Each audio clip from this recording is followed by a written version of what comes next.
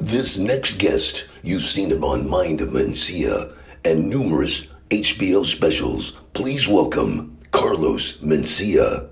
I remember one time I went to I think it was South Padre to watch you and Freddie and Trevino. I think Trevino was opening there, and I fell in love with Freddie. Yes, and there was this comic locally that was doing the Freddie voice, and we all know the Freddie voice. His dad and all interestingly enough, right? So you go back, right, and now there are only a few people that know this, but when Freddie Soto's dad was, first of all, I almost took a bullet for Freddie Soto, right? Like literally almost. I don't know if you know the story. No, I didn't know that. So it's a long story. So basically, he was being heckled by Dr. Dre, the DOC, and Snoop Dogg on an amateur show that I was hosting.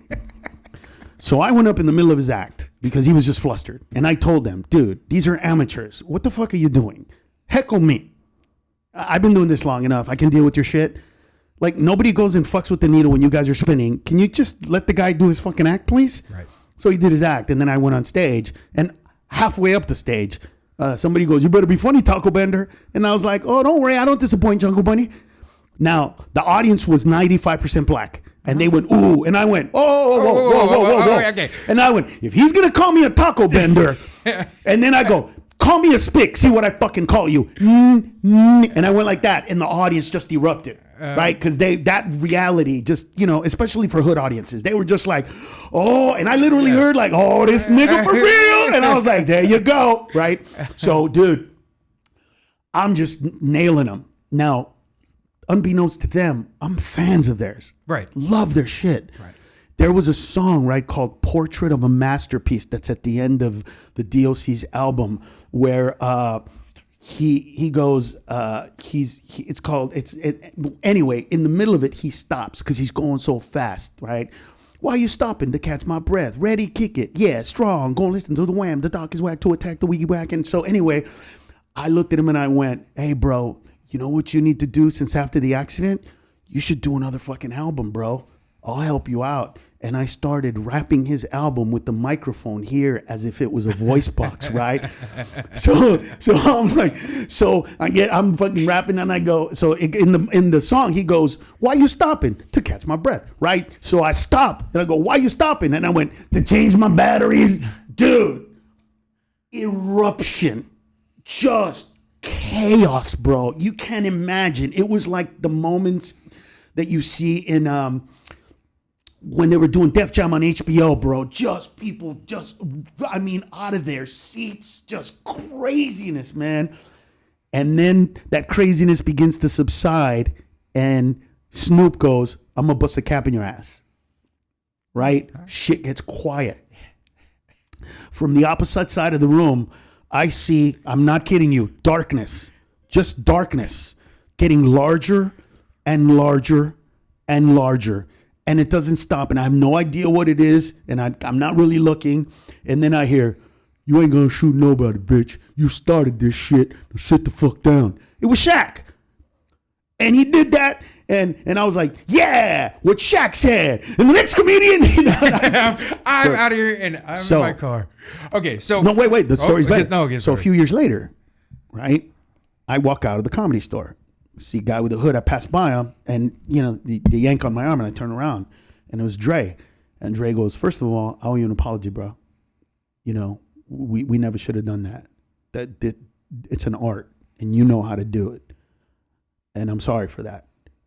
But just so you know, if it wasn't for Shaq, we would have fucking shot you." And the reality of that moment hit me right then and there. And that was Freddie. But when Freddie first started, his father was calm. His father wasn't angry. And if you ask my brother, if you ever hang out with my brother Albert, Albert. Oh, I know. Ask Albert, "Hey, do your impression of Freddie's father before he met Carlos." And he'll be like, "Hey, you're gonna get it regardless. It's right there on the top. If you make me go over there, regardless." And then you saw what it became. Oh, yeah. It became a huge character. Like my bastard son. Mm-hmm. His dad all of a sudden took Mencia anger And hey, we got it. exactly, dude. What are you talking about? It's right there on the side of the chain of pizza. If I come over there, you know what I mean? You better find it. Because if I find it, you know, that's not who he was. Now, here's the interesting thing. During my time with him, I never did jokes about my family because I respected that he was on my shows and that was his thing. But most people, and I don't care about the credit. It doesn't matter. That's not why I did it. I helped him because he was funny and I loved him. But yeah, his character, and you saw him enough. It became, he took that from me, which is great. That's what we do. But I just want I want people to understand that that's what happens. You know what I mean? I think you addressed it earlier, and those are the tools. It's the voices. He found out that anger works. It works. And, and it just so happened this is kind of something he took from something here. Yeah. And it's a piece. And, rewinding back, so there was a cat locally that I literally, when I saw him, I realized he was doing Freddie's. He could have just put Freddie's words in there and nobody would have. He was never giving recognition. So I asked this gentleman to come do a guest spot for Freddie. And I was like, hey, man, go do a spot. I go, hey, Freddie, I want someone to go up and do a spot on Thursday or something. Sure. And Freddie's like, okay. And I go, I just want you to watch him. Right. And tell me your impression of this guy. Right. So the guy gets done and he gets off stage and Freddie pulls him aside and he's like, hey, listen, you have good energy. You obviously are writing, but there can only be one Freddie.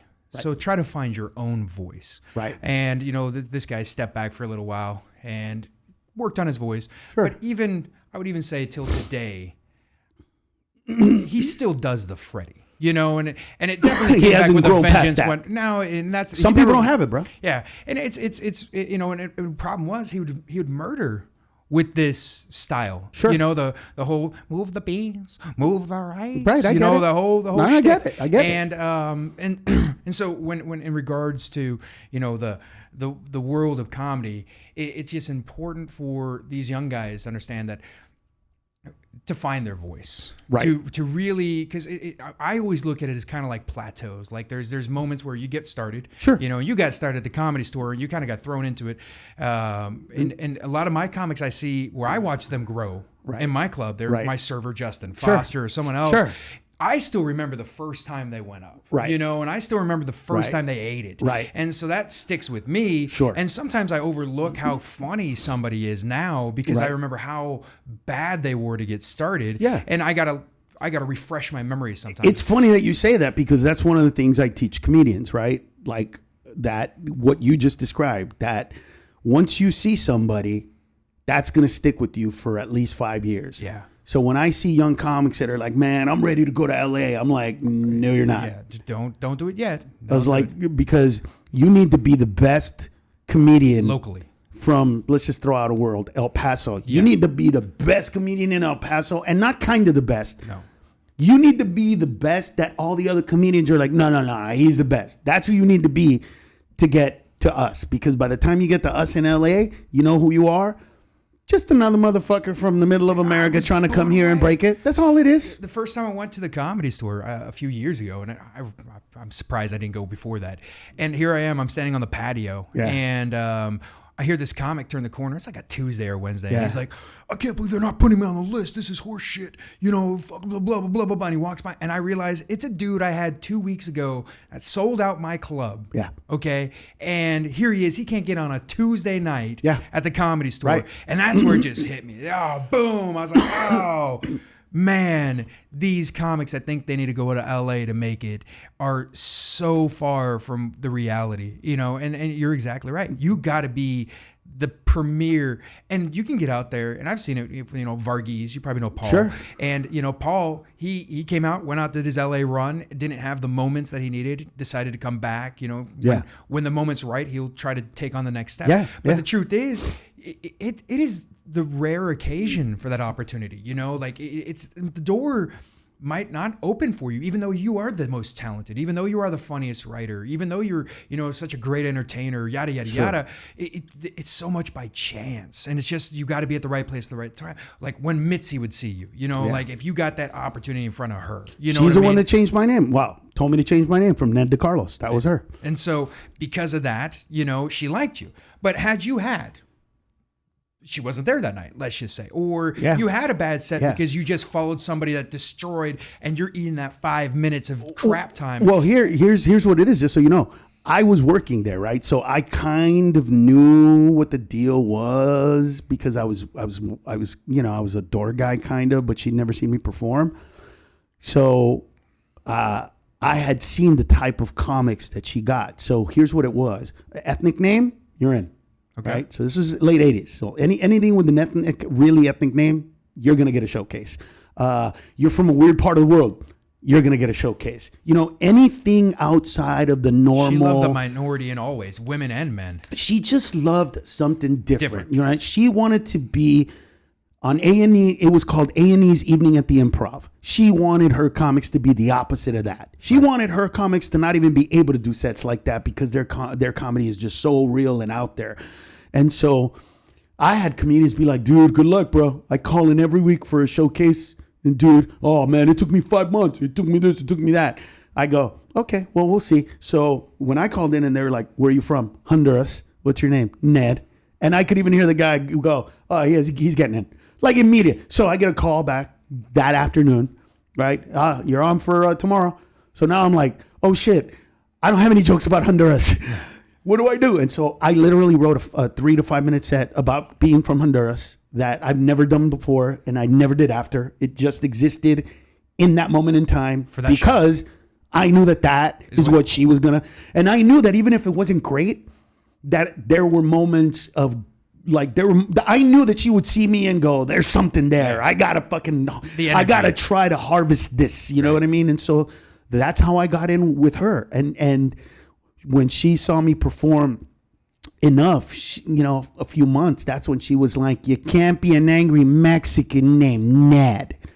And I said, by the way, I think she's absolutely right. Yeah. No offense to Ned. No. Mencia works. I agreed. Way well, better. my last name is Mencia. Like my legal last name was always Mencia, and I have an uncle named Carlos. He's a dick, but I have an uncle named Carlos. And that was the first name. And I went, Carlos. I have an uncle named Carlos, and she went, Carlos Mencia. That's melodious. And she signed a postcard, Carlos Mencia, 1989. Or 88, and that was it. That's when I became Carlos. And I never tripped about it. I never freaked about it. No. It's something that some comics want to be like, it's not even his name. It's like, oh, well, I guess that makes my jokes funny. Yeah, like, Earthquake's name is not really whatever, Earthquake, dude. just for the record. Funny? For the record, I'm not kidding you. Me, Carrot Top, and Larry the Cable Guy were having this conversation about names. And it was so funny because their names are so out there that, they were like, dude, you change your name to Carlos. I'm Cable Guy, motherfucker. And Carrot's like, I'm Carrot Top, bitch.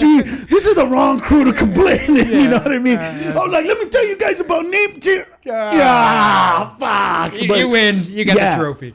But those are moments that are pivotal. And when you get there, you know what I mean? Like I said, the problem with me was, I had people got to see me during those years and they judged me for decades based on that. And it's not fair. It's not fair. It just is. But it happens. I mean, especially with growing up in that scene and becoming the comic, luxury in some ways, but that's what I try to tell in some other ways. Yeah, that's what I try to tell young comics. This is real. The truth is, the comics that you can go through that can do the change. Being influenced by all those people. I mean, like it's amazing. Like when comics talk to me about, hey, should I work at the comedy club? And I'm like, if you want to be a comic, yeah. And it's not just you're gonna watch all these comics that are amazing. But that's the huge. best thing. That's a huge. But the second thing is you're there for those times comics don't show up. You know, how many times have I turned around and seen one of my servers that's a comedian going, hey, where's your section? Come over here. I got him. I need you to do 5 minutes. Are you Right. shitting me? Right now. Right. Go. Yeah. And they run up to the stage and they're literally carrying the tray. Sure, sure. And they're like, oh, here's your drink. All right, Right. my name's so-and-so, blah, blah, Right. blah, blah, blah. And, Yeah. and then next thing you know, they get more chance. And then they get their own. So it's a great piece for this. Okay, so with the kid comics, okay. Right. Ethics. Let's talk a little bit about ethics. Like, what are maybe green room rules or club rules that you would want to tell a comic what to do or what never to do? Well, see, here's what I would say to comics. Know your place. And your place is going to change based on how many tickets you sell and the level of success you have. Okay. Doesn't matter. That's just the way it is, right? If the right comedian were to perform at the club this weekend, Tom, the owner of the club, who rarely comes to the club anymore, would probably show up. Yeah. Right? For whoever that guy's doing a show at a comedy club? Yeah. They would show up. Yeah, he usually shows up for those guys. Right. Yeah. So he'll show up and those guys have carte blanche. Uh-huh. They could do whatever they want, no matter what.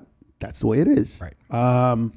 So I would say to them, there is no definitive yes or no on what to do in that respect. It's more about where are you and how much can you get away with. Now, if that's not your groove, then what you do is be very, very respectful to the managers. Mm-hmm. Don't treat them like they don't know comedy.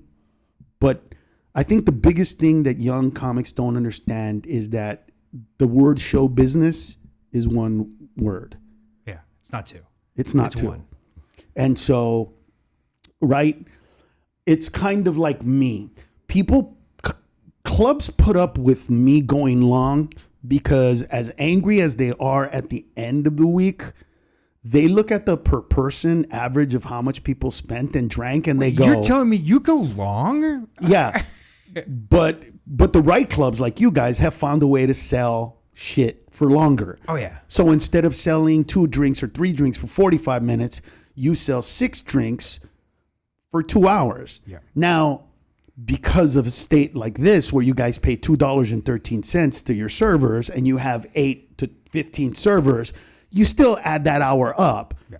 And it's made up by 3 drunk motherfuckers that I made drink. So as pissed off as you guys get, there's the other side of that. But that's me. Some other comic that brings in people that don't drink, that don't party, that don't tip, they're not going to have the same reaction from you guys. You guys are going to say, hey, you go on longer than this, we're fucking taking money out or whatever your thing is. Yeah. It's going to ruin the next show because the next show is starting an hour late or something like that. Whatever that But is. with you, I remember waiting tables for you. I loved waiting tables for your crowd. But you were the It was opposite. a rough weekend. Right. It was long. And it was many hours and we were taking drinks off at 2 a.m. But your I made a mentality was different. shitload of money. But your mentality was different. Yeah. Right? Yeah, because I've literally heard this. Yeah, I know he's going to pay my bills for the month, but fuck, does he have to keep us here till 2 a.m? Like, wait a minute. Wait, Shut what the up. fuck? I'm paying your bills for the month? last week, 70 of you guys went home because you couldn't fill the seats. No, now, but here's the interesting thing, right? Like, this is why I say it depends. Right. Because, dude, do you know how many times I've had a waitstaff fucking mad at me, so mad that I'm like, you know what? I'm going to throw a bone at them and I'm going to end the show tonight at 1 instead of 2 o'clock in the morning. And then at 2:30 when I leave, they're all in the parking lot and I'm like, go fuck yourselves. Like, what is this bullshit?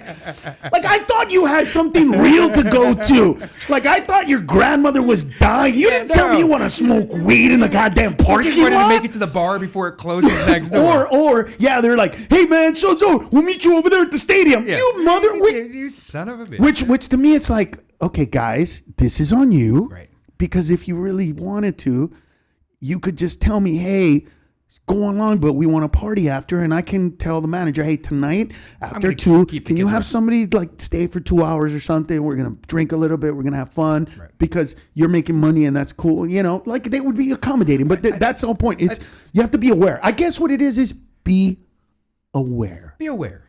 be aware, be smart, make sure that you're not pissing off the manager in the way that would be disrespectful. Correct. You know, you don't know any better. You're not better than them. You don't know better shit. You don't make better decisions. I had a problem recently. It was no big deal, but in the green room, I put Andy's mints for the comedians. Sure. You know, like, hey, sure. they're the fanciest thing Olive Garden has. Right. Why not give it to these guys?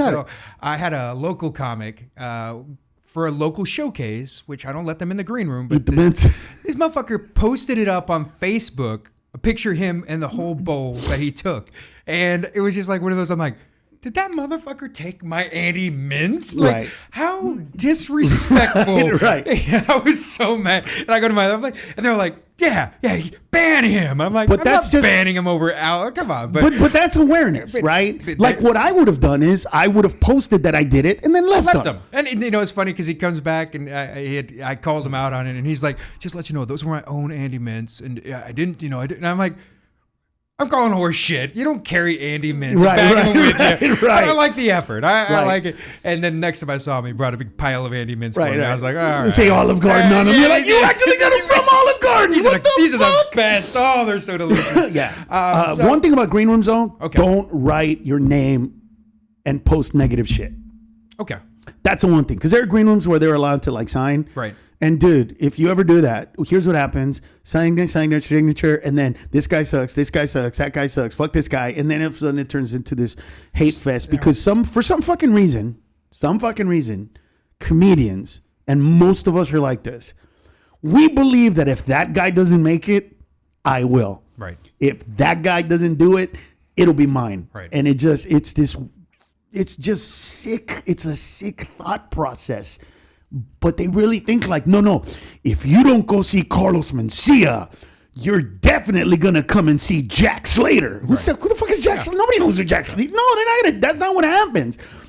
So anything that will stop you from getting work again. But that changes because the way you guys act is different from the way... True. And you got to know your local... The manager from the other club acts. Yeah. So you just have to be aware. My biggest advice to them is be friendly with everybody. Yeah. You never know who's going to get an opportunity and be able to do something for you too. Yeah. You know, it's funny because I'll have comics call me up and they're like, hey, can you, get me in this club? Right. And I'm like...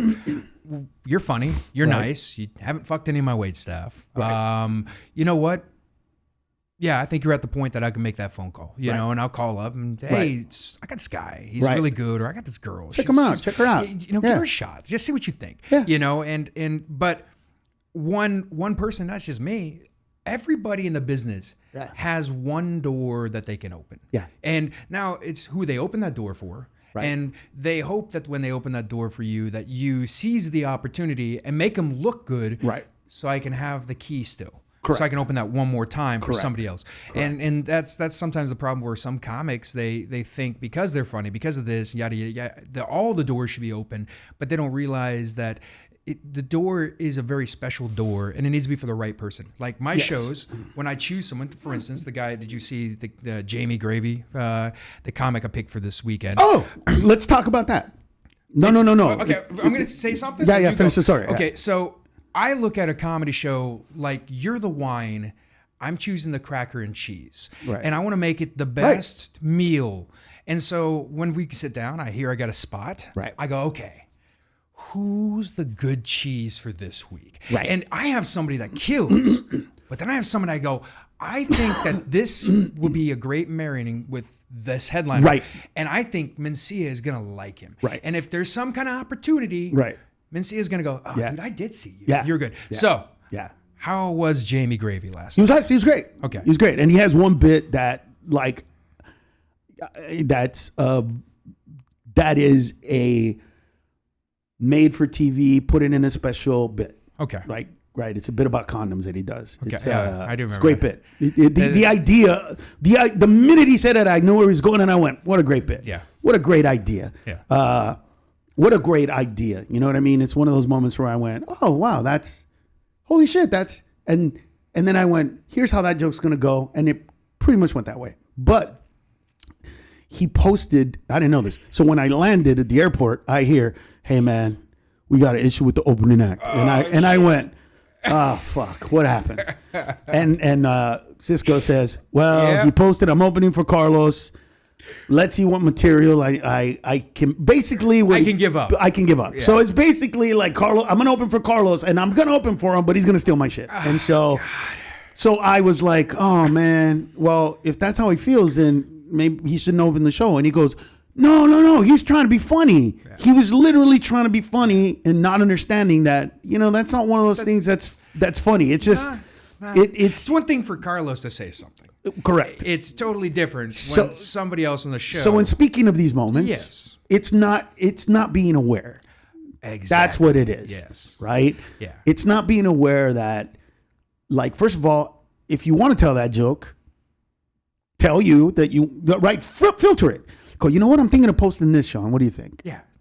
And then you would have either said yes or, you know what? Carlos has a sense of humor, but I'm not sure. Let me call him and ask him. Yeah.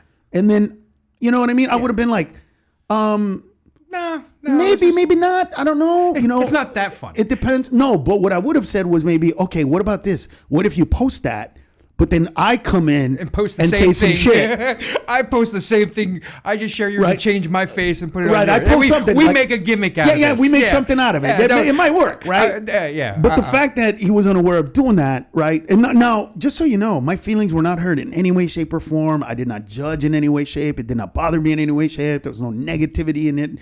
When I said maybe he shouldn't open, it wasn't because I wanted to punish the guy. It was because I was like, well, look, if you don't like me. There's 1,000 people that would love to open. Yeah, and if you don't like me, and if I'm not the guy, I have a ton of people that I could have called. Yeah, don't be that guy. And that's I had a similar problem where a local. So I'm sure you had a lengthy conversation with him about it afterwards. Yeah, I might have had I might have immediately contacted. But my point to you is that is just not being aware of your surroundings, and that's what has come. And you know why? What did I tell you earlier? Narcissism, selfishness. Me. It was, I'm going to tell a joke. It's going to be. And it's going to be funny. And I think it's great. It's going to work. And some people are going to be like, ha, ha, ha. Right? Not thinking, first of all, you're on the show. You got to know your audience. Right? Well, no, not even if that. First of all, you're on the show. Yeah. Right? So as a comedian, the minute you step on stage for the first time, your job beyond being funny is to get people into places to see you perform. Right. That's what it is. Doesn't matter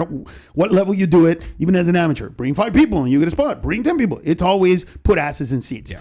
So you're going to do a joke that diminishes the entirety of the show. Yeah. That's what you just did. Hurting sales. You're literally telling people, if you like me, this might not be the show for you because the headliner is an unoriginal shit that doesn't, you know what I mean? So it's counterintuitive to the process of selling tickets. Exactly. So it's not only a reflection on you, it's not even just on the show. It's a reflection to the venue itself. It's a reflection to you guys as bookers, because basically you're booking somebody that is a piece of shit. Doesn't respect the what opportunity has been presented. Not just him. I mean, me. You booked me, and you booked him, and so. That's the awareness that I try to teach these kids. Like, dude, you have to be aware of that. Right. And think about this, bro. I'm never going to forget his name. And 3 years from now, I have a TV show and I'm doing an audition and his type pops up and I'm walking around and I see his face. Am I going to be magnanimous and say like, hey, good luck, man. I'm going to put in a good word for you. I'll go in there if it makes you feel more comfortable, or I'll stay out. It's up to you. Good luck. I really, I remember you. You were great. Or am I going to go, this motherfucker. I remember you. Yeah. And I'm going to walk by him and go, hey, bro, I remember you. Yeah.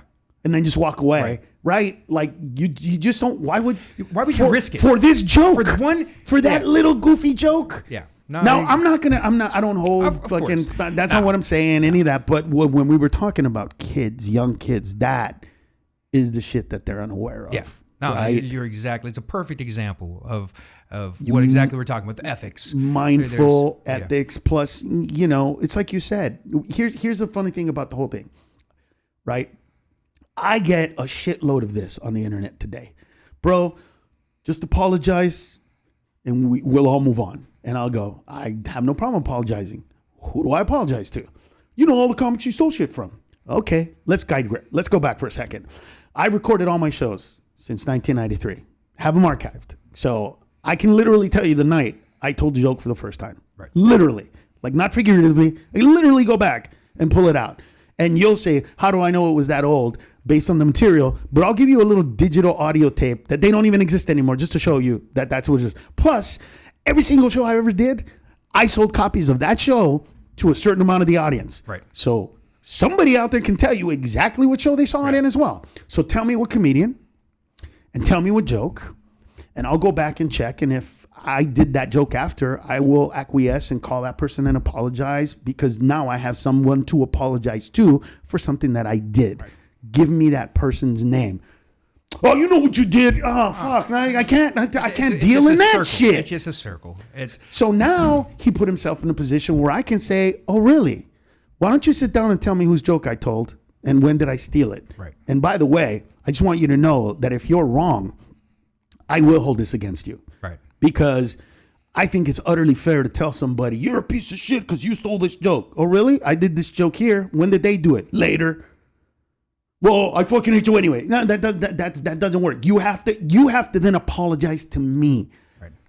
Because you held me in contempt. You held me in a negative light. You held me in this bullshit. And now that you saw it wasn't bullshit, you're just going to walk away and go, "Oh, well, I guess I was wrong." Nah, you caused harm, bro. Yeah. You go online and cause real harm.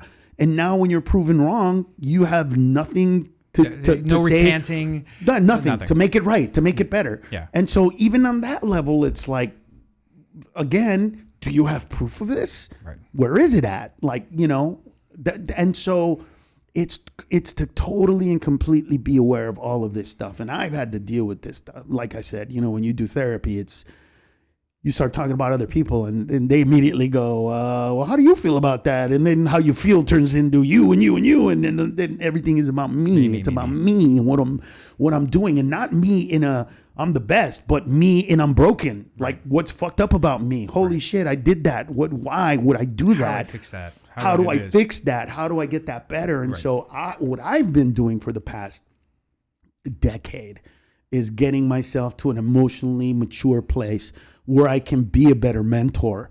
The irony of it is, now that I know that I can be a better mentor, I'm kind of like, do I really want to fucking deal with that shit now? There's a little element of being jaded in that world too. It's how many times have you put your neck out, and then where's the relationship now? Right. It's like bad breakups in some ways, and it sucks. Well, yeah, but look at Steve Trevino. We're fine now. Everything is good now. But look into the past. From my perspective, here's a guy that I helped out. I brought on the road. I didn't have to. I did it because he's funny and I liked him, and I wanted to help him grow. You'll ask him. I used to tell him, dude, if you do one fucking joke that I've heard tonight, you're off the tour. Yeah. Literally. Right. You need to do, Well, Trey, remember your old Trey at the club? Trey had the same problem with Trevino for a while. It was, I was always good friends with Steve because we were, both. Steve is the best guy to hang out with. And Trey, for a lot of years, didn't ever want to book him, regardless of the fact he could sell tickets. Right. He just was so upset about the Steve antics of the past that, again, we watched him grow. Right. And he remembered those bad Steve moments. Got to get over him. And, it took years for Steve. I mean, literally, Steve was selling out clubs all around the country. And wouldn't do shows here. Trey would still say, no.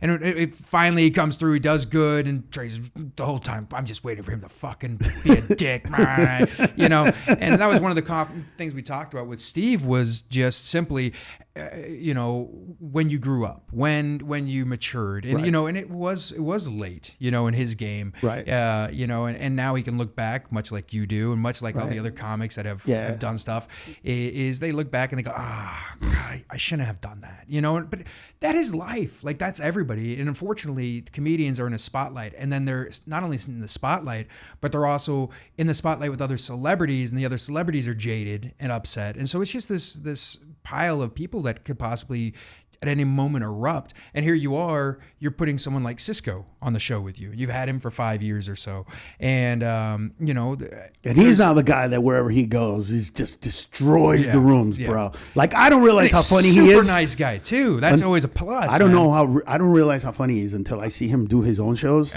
or other shows. And then I see how all the other comics are like, oh, fuck, he's on the Follow show. him. Yeah. And, you know, part of me is like, it's my creation. You know what I mean? I did that. Dr. Frankenstein. You know what I mean? It's just like such a great thing to see. So, and I'm going to lose him soon because he's headlining and he's doing his own thing. And, you know, he's starting to get there. And that's of why course it you is. give them the, because you could go to every city and just let us book the guy. Sure. And never give two rats ass No. about who the guy. Sit in the green room and ignore the show. Yep. Me knock on your door. Yep. Hey, bud, 5 minutes. 5 okay. minutes. Yeah. You know, Right, all right. right, Get my right. stretch on. Right. Whatever that is. Right. Bam. Get off. Right. Go back to your hotel. Right. Play video games. Whatever. And Right. instead, you watch. You love. It's that helper. It's like you are a helper. And I don't know if you've ever taken those Enneagram tests or whatever, but I could assure you, you are a helper in nature. I don't know. What I do know is this.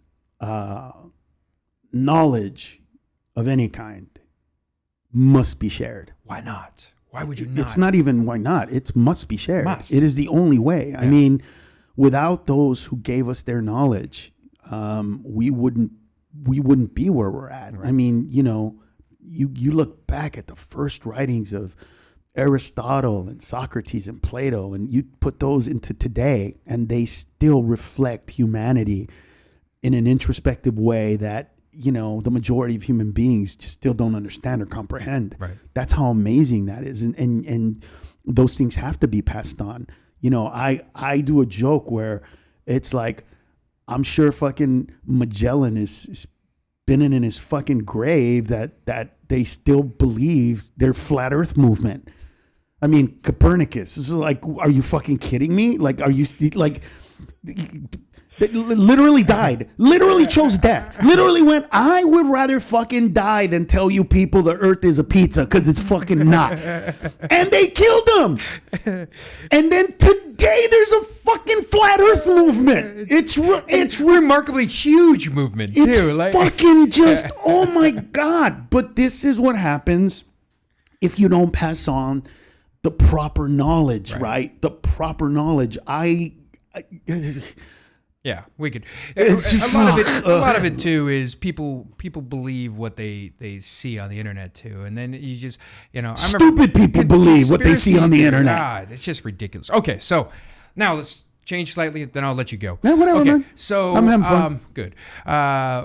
Road stories. Now, Yes. For people that don't know, comedians, you guys do a lot of what we call the road. Yes. You travel everywhere, whether you're literally... What kind of a road story do you want to hear? Okay, well, I'll tell you one that I hope you might remember. Okay. And then you tell me one of your funnies. So All right. I remember you were here at the club, Yeah. and this is during a show, so it's not really a road story, but it's part of it. Middle of the showroom, a guy has a heart attack. Yes. During the show. Yes. And his party, because it's a private party, they had brought in 20 or 30 people Yes. for a group event with their business employees. The owner has a heart attack. Yes. And needless to say, paramedics come in. Right. They take him off in a gurney. Right. Non-responsive. Right. How do you... That's not the whole story. No, it gets better. And I'm glad you Okay. remembered. Okay. So at this moment, the show should be over, I would say. Yeah, you've done an hour at this point, I think. I had done, I was 48 minutes when he got it. And because when he first got it, we didn't know. No. So I went on for another like 6 to 8 minutes, right? And then by the time it was all done, I'd been on stage for an hour and 7 minutes. Right. So that was long enough. Yeah. And so now the lights kind of come on, flashlights are moving, paramedics are moving tables out of the way. Right. Person's unresponsive. Yep. They're literally smashing his chest as they're trying to bring him back, throw him on a gurney, and gets wheeled out of the show. There's no ignoring this. Everybody in the entire showroom. And Mr. Mencia, you asked the audience. Not the audience, the table. You say, hey guys, I think this show should be done. Correct. But I don't want the show to end if you, employees... And I asked the employees. If you would like this show to continue. If you want the show to continue, it'll It's up to continue. you. But I respect the fact that your boss might have died. Let's be real. Yeah, right. Yeah. And so these jaded assholes don't give two fucks. They're like, Yeah, more show. You don't remember I remember well, it's huge detail. So then you turn to him, the group, and you say, just curious, what do you guys do? And what is his position? And the response was, he works for a morgue, right? Yeah, they're all morticians. Yeah, they're all morticians. And oh shit, dude. It was They literally were like, dude, people die, get on with the fucking show. Oh my God. It was a remarkable moment. I appreciated that. And it Great stuck with moment. Me for Great years. moment. And the show continued. It was amazing. I'll one up that moment at your own club. Okay. Oh my. So I am notorious for making fun of everybody. But when you make the mistake of believing that I champion your cause, you put yourself in a dangerous position because inevitably I'm going to say some shit. If you're a pro-Trumper, I'm going to get you. And if you're an anti-Trumper, I'm going to get you too. All right. It's just, that's my style. So I was at the club doing jokes about how Mexicans are racist, right? How we have Spanish words for nigger and this shit. And how you can't get mad at Americans for treating you like a foreigner when you go to the game USA versus Mexico, chanting Mexico while you made the choice to be here fucking illegally. That just, like, I'm not mad at you, but you can't get mad at the white person going, well, then go to fucking Mexico. You just can't. You can't. And dude, this one guy goes, man, fuck you. And I remember I immediately saw him and he said, fuck you, while he was throwing the beer. Bottle. Yeah. I don't know if you remember that incident. Yeah. So I duck. Mm-hmm. The bottle hits. Did it break? Just so the bottle broke. I think it hit off the sign or something. But most people don't know the brick wall's not real brick. No, it's foam. Yeah. So I don't even know how the fuck it broke. I think it was off the letters. I think it put a big dent in the logo. So the bottle breaks.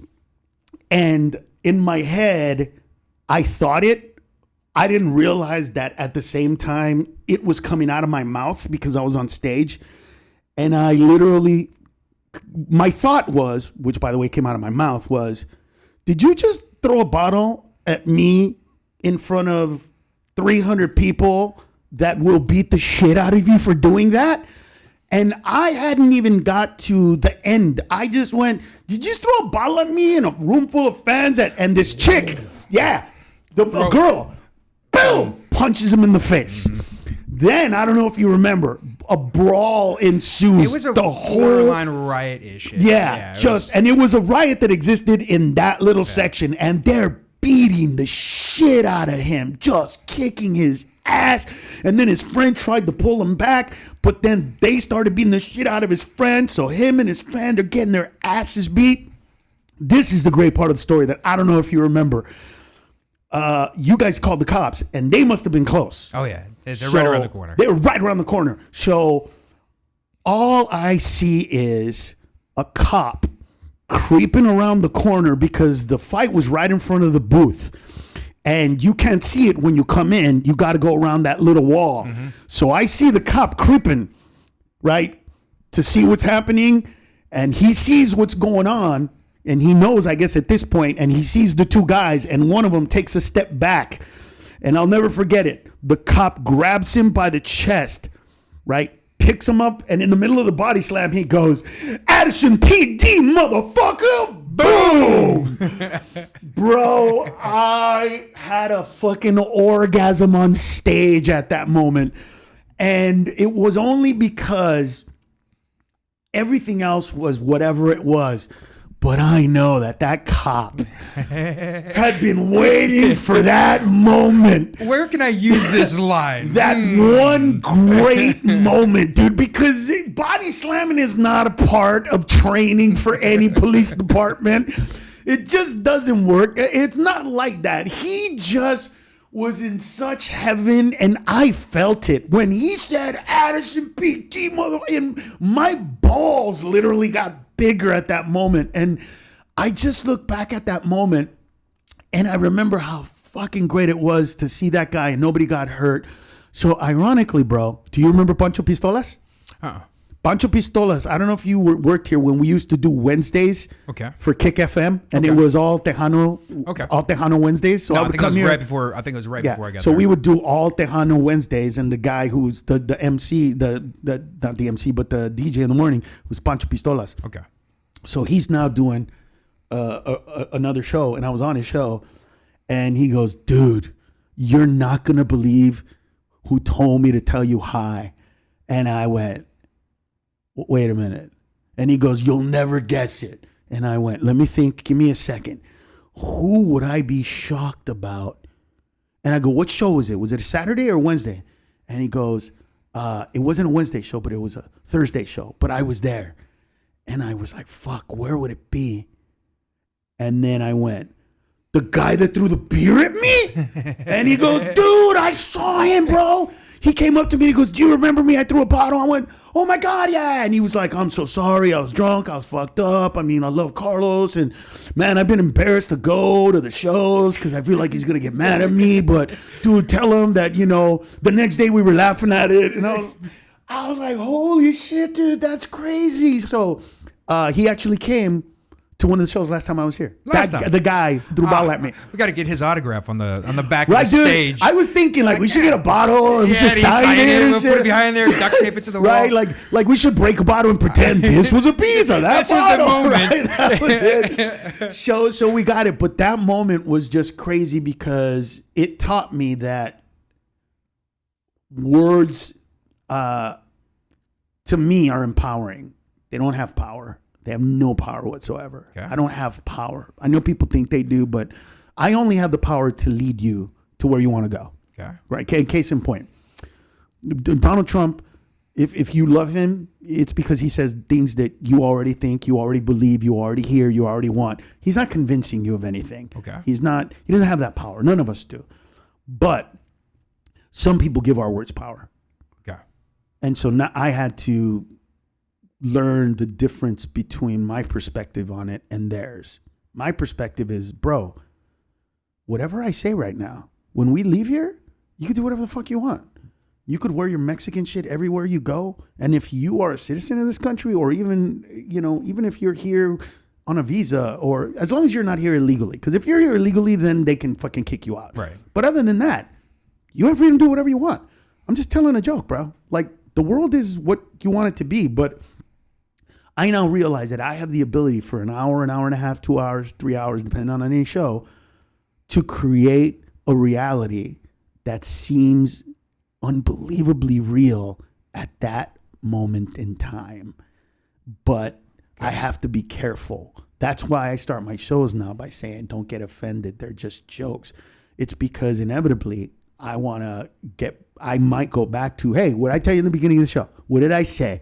It's just a joke. It's just a joke. Right. Because people take it seriously, and to them, it's real. Well, I think I think the best jokes in the game is changing your perception of what you've seen all the time. So, right. Something like that, and it might stow someone's emotions and make them emotional about it because A, they do it, or B, they know somebody, or maybe it's the fact that it actually now makes them think that, oh, I shouldn't do that. Whatever it is. And so I think the best jokes are, the reality is your words are powerful, in essence. Maybe correct. They empower. They empower. They empower. They can create emotions out of people. But, I think the best ones do change the way you look at it. I mean, Mitch Hedberg. Correct. I mean, Mitch would say a one-liner, right, and it would change the way you always look at a banana. Correct. You know what I mean?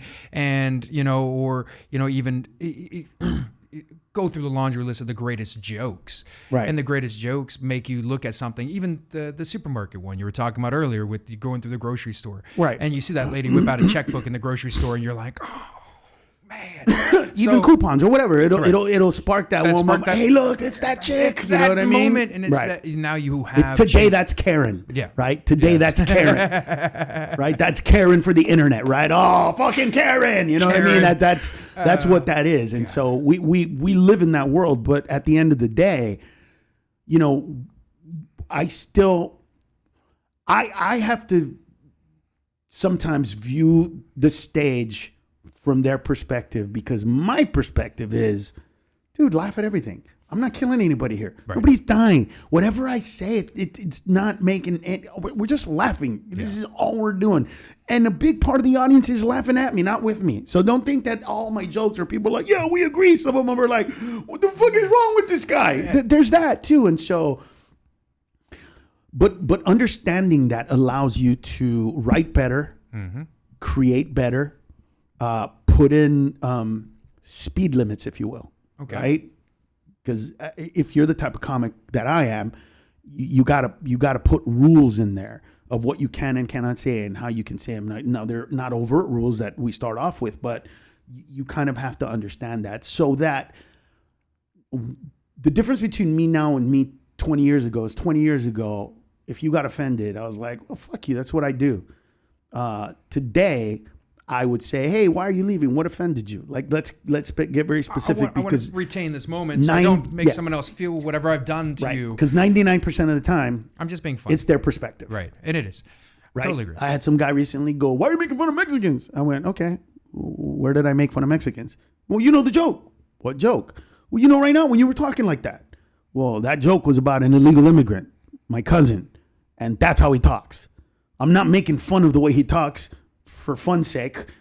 That's the way he talks. Plus, the joke would not be funny. It would not be authentic if I said, dude, I was hanging out with my illegal alien cousin the other day, and he was like, hey, how's it going? I was like, I'm doing fine. People would be like, well, what the fuck kind of cousin?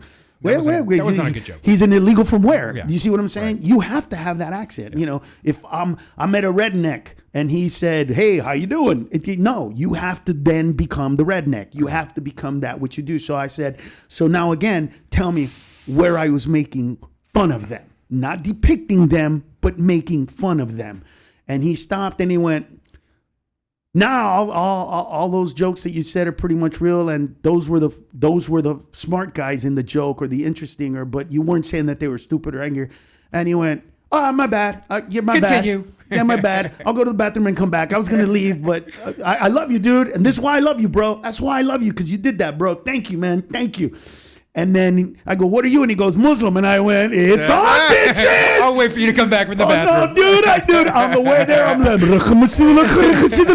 dude, the fucking audience is going nuts. And, you know, and here's another thing I realized in moments like that, right?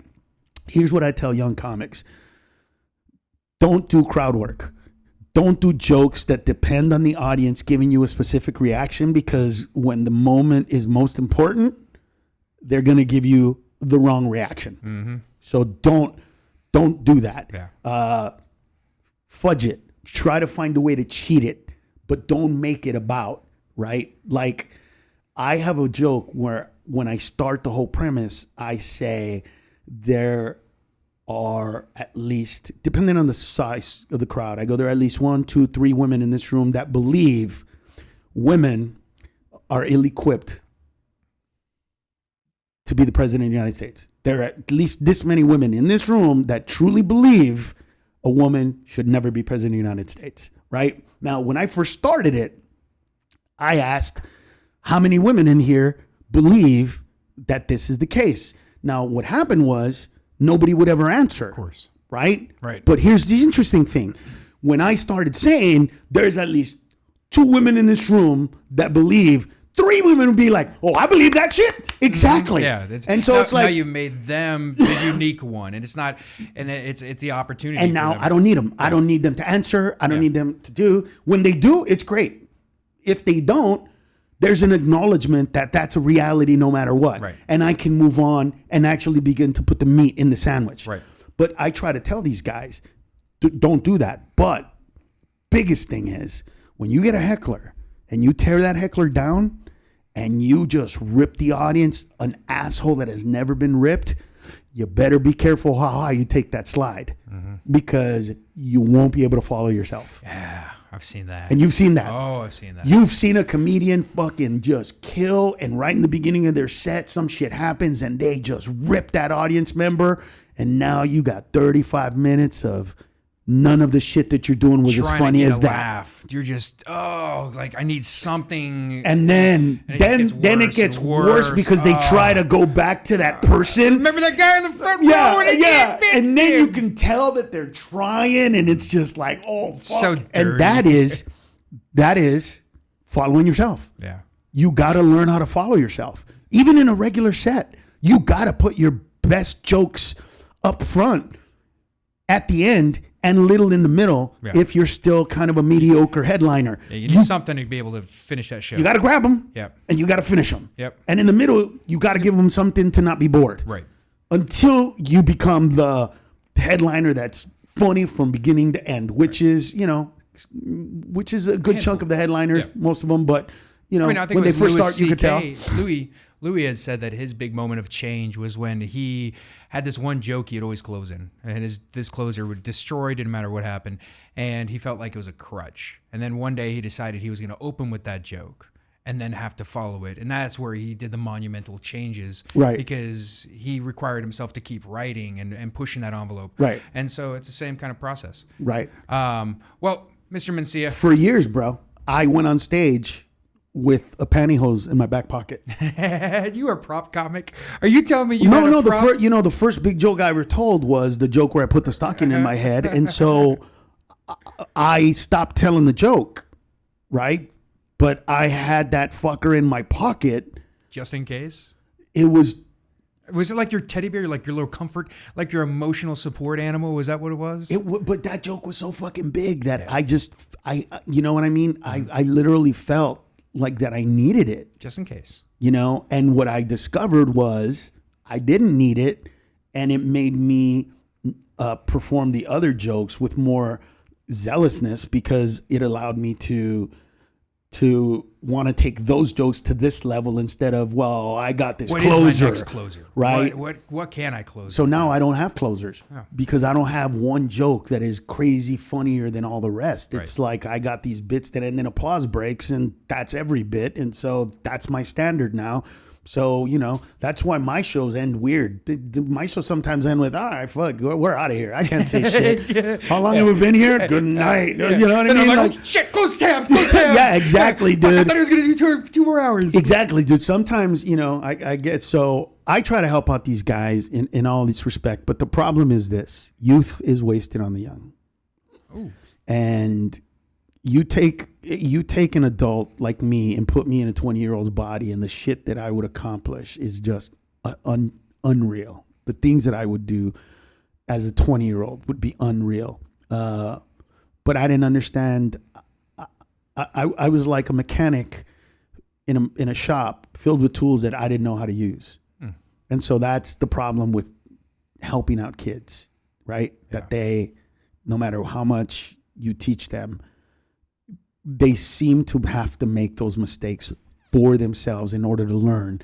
The good thing about it is that they're only going to fuck up once, right? As normally they'll fuck up 2 or 3 times before they learn their lesson. But if I tell them, don't do this, and you're probably going to do it once, and you'll suffer the consequences. Right. It happened with Cisco. Yeah. He did a joke about a morning DJ.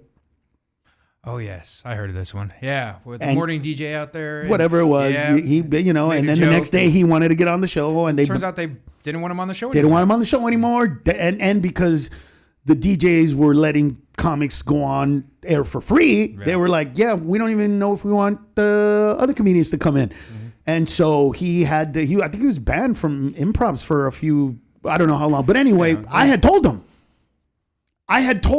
right before he did the show, dude, be careful. This is a weird show, and I know some shit went down. Let it go. Don't fucking worry about it. Don't drink on stage tonight, bro. Seriously. But, I call him. He doesn't answer. I go, that motherfucker's on stage. I call him. He doesn't answer. Oh, shit. Call him. He answers. Just like, oh, dude, fuck, bro. You know what? And when he went, you know what? I was like, oh, shit, man. How big of a fire did you do? You know what I mean? But because he did that, and because I told him, now he's adjusted. Whereas I think, had I not told him that this was going to happen, how it was going to happen, where it was going to happen, he might have had a different perspective. At the end, he might have been like, well, fuck, you're at a comedy club.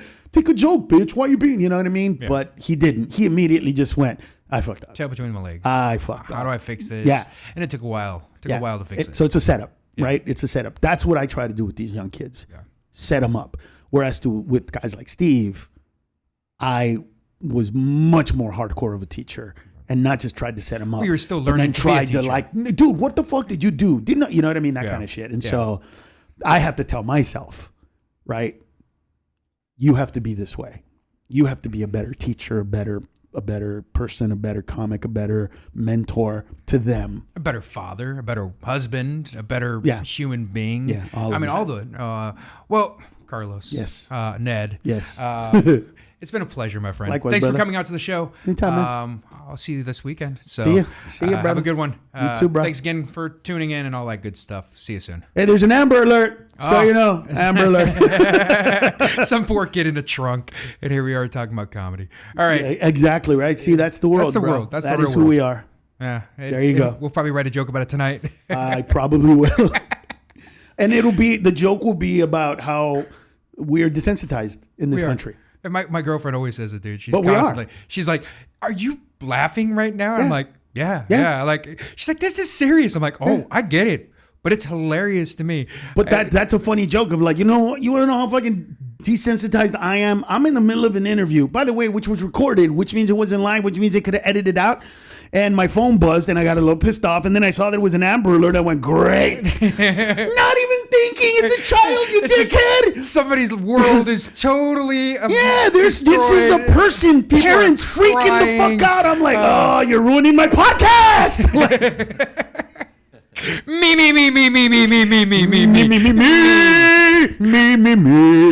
All right, Mencia. Until next time.